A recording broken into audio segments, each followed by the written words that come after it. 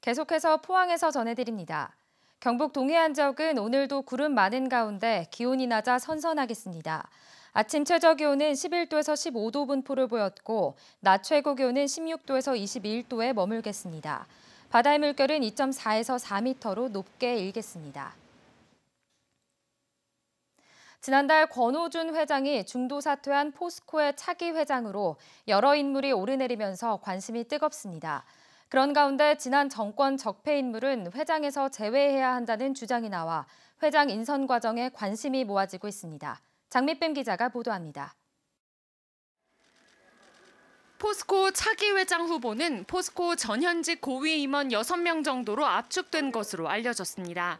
현직 가운데 차기 회장 후보로는 대표이사를 맡고 있는 오인환 장인화 사장을 비롯해 박기용 포스코 에너지 사장 등이 유력하다는 평가입니다.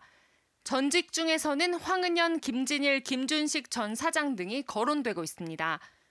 차기 회장 후보들에 대한 추측이 무성한 가운데 과거 부실 경영의 책임자는 선임 과정에서 제외돼야 한다는 주장이 제기됐습니다. 안민석 더불어민주당 의원과 포스코 바로 세우기 시민연대는 현재 언급되는 후보 대부분이 정준양과 권오준 회장 시절 포스코의 정경유착과 부실 경영에 연루된 인사들이라고 비판했습니다. 이들은 지난 10년간 포스코를 망친 내부 적폐 세력이 또다시 포스코를 차지하려는 시도를 막아야 한다고 주장했습니다. 그럼 비리 적폐와의 정리, 결별이 없이 어떻게 새로운 출발을 할 수 있겠나요? 그리고 비리 적폐와 관련 있는 분들은 그 수렁에서 그리고 그 패밀리에서 벗어날 수가 없어요.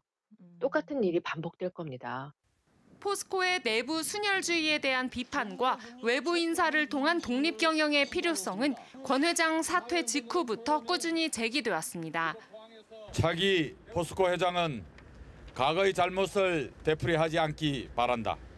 무엇보다 내부 순혈주의에 치우친 관행에서 벗어나 포스코 차기 회장은 사회이사 5명으로 구성된 후보 추천위원회의 자격심사와 면접을 거쳐 다음 달쯤이면 윤곽이 드러날 것으로 보입니다.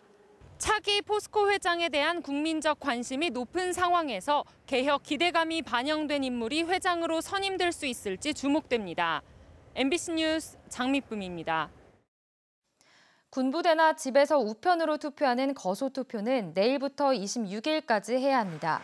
경북선거관리위원회는 신체장애로 움직이기 힘들거나 거주지와 멀리 떨어진 곳에 있는 군인이나 경찰 등은 오는 26일까지 주민등록 주민센터에 신고하라고 당부했습니다. 신청서는 선관위 홈페이지에서 내려받거나 주민센터에서 구할 수 있고 우편 접수도 가능합니다. 선거일에 새로운 주소지에서 투표하려면 오늘까지 전입신고를 마쳐야 합니다. 6.13 지방선거에는 교육감 선거에는 교호 순번제가 적용돼 선거구에 따라 순번이 다르게 표기됩니다. 교육감은 정당 소속이 아니어서 한 선거구에서 투표용지에 첫 번째 배정된 후보가 다음 선거구에서는 세 번째, 다음에는 두 번째로 이동하는 식입니다. 정당 소속이 아닌 후보를 하나의 순서로 할 경우 앞쪽 후보에게 유리하기 때문인데 교호 순번제도 선거구에 따라 유권자 수가 다르다는 문제가 지적되고 있습니다.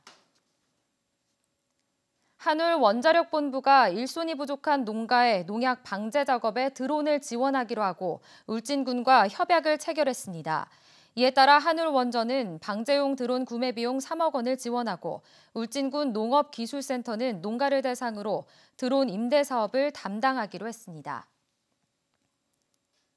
병무청은 올해 7월 이후부터 11월 말까지 대구 경북 68개 시군구 의회에 대한 고위공직자 병역사항 공개 등과 관련한 실태를 실시할 예정입니다. 대구 경북 지방병무청은 4급 이상 고위공직자, 고소득자와 자녀, 연예인, 체육선수 등 3천여 명에 대해 병역 처분 변경이나 기일 연기 등 병역이행 전 과정을 면밀히 살피고 있습니다. 국민들의 관심이 높은 직업군에 대한 병적을 별도로 관리하는 공직자 등 병적 별도 관리 제도는 지난해 9월 22일에 시행됐습니다. 중견기업들이 근로시간 단축에 따른 경영 부담을 완화하기 위해 탄력적 근로시간제 등 유연근무 도입 요건을 완화할 것을 주장하고 있습니다.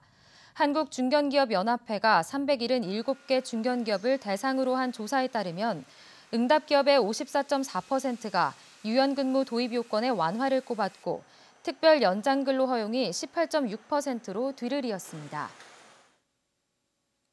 이상으로 포항 MBC 뉴스를 마칩니다. 여러분 고맙습니다.